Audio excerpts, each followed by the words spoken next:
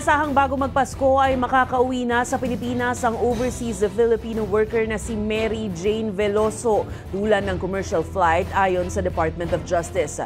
Lumuwas na sa Maynila ang pamilya Veloso, kabilang ang bunsong anak ni Mary Jane na si Darren na nawalay sa kanyang ina noong siya'y 2 taong gulang pa lang. Ang balitang A to Z mula kay Kim Salinas.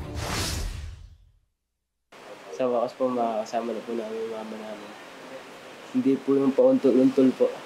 Ngayon po pang matagalan na po. Lubos ang kasiyahan ng bunsong anak ni Mary Jane Veloso na si Darren sa napipintong pag-uwi ng kanyang ina mula sa kulungan sa Indonesia. Nag-abroad si Mary Jane noong 2 taong gulang pa lang si Darren kaya lumaki siyang hindi kapiling ang ina. Malapit na lang po siya, nakakita ko na po siya. Hindi po katulad dati po na halos taon po. Batid ng pamilya ni Mary Jane na ipagpapatuloy ang kanyang sentensya sa kasong drug trafficking pag-uwi sa Pilipinas. Ayon sa Department of Justice at depende na kay Pangulong Bongbong Marcos kung gagawaran siya ng clemency. Sobra-sobra po kahit po wala naman pong ginawang kasalanan si mami. Dapat nga po iba po yung magdurusa dun. Hindi po yung mama ko. Ligtas na talaga siya. As in, wala na kaming kakaba-kaba na baka isang araw bitayin na naman siya. Wala nang ganun. So, panatag na yung kalooban namin. Lumuwas na sa Maynila ang buong pamilya Veloso para mag-abang sa pag-uwi ni Mary Jane anumang araw. Kwento ng kanyang kapatid, excited na rin si Mary Jane. Nakausap po siya nung kaya lang nag-aapo na siya. Ang nasabi lang niya sa akin, "Ate, kita tayo dyan na, hintayin mo ako.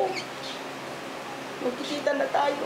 Maging mga magulang ni Mary Jane ay hindi na mapakali sa sobrang sabik sa pag-uwi ng kanilang anak. Para ba naalis yung manakadagan sa dibdib namin, nakasaksak sa namin na siyaraga sa isip namin ngayon po. Hindi ko po maglalabing 5 taon na siya sa kulungan. Nainip ako, pero parang mas nakakainip po ngayon. Ganun po ang pakiramdam ko. Gusto ko na pong makapiling talaga, lalong-lalo na itong Pasko na ito. Talaga pong ito na po siguro ang pinakamasayang Pasko po namin.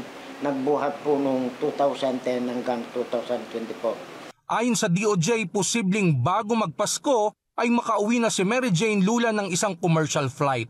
He said, if you say that by tomorrow you can arrange that, we can arrange that.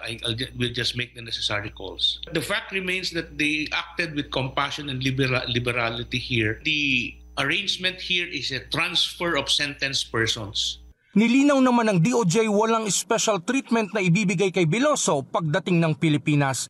Ikinatutuwa naman ng Pilipinas ang naging aksyon ng Indonesia na walang hininging kapalit sa pagpapauwi kay Mary Jane. Para sa Balitang A to Z, Kim Salinas.